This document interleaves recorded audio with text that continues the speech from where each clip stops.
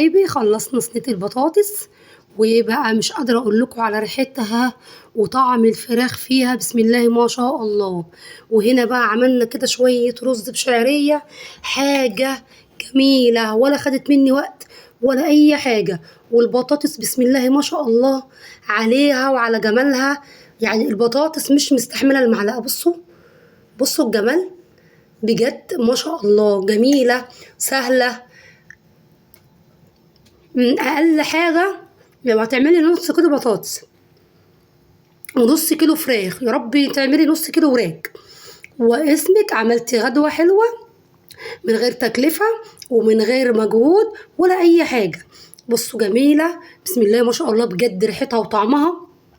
والفراخ كده شربت من الصوص اللي احنا عملناه، شربت من التوابل، ونهار ابيض على جمالها، بجد جميله جدا ما شاء الله. وهنا برضو الرز حاجه جميله، بصي مفلفل وجميل ما شاء الله ازاي،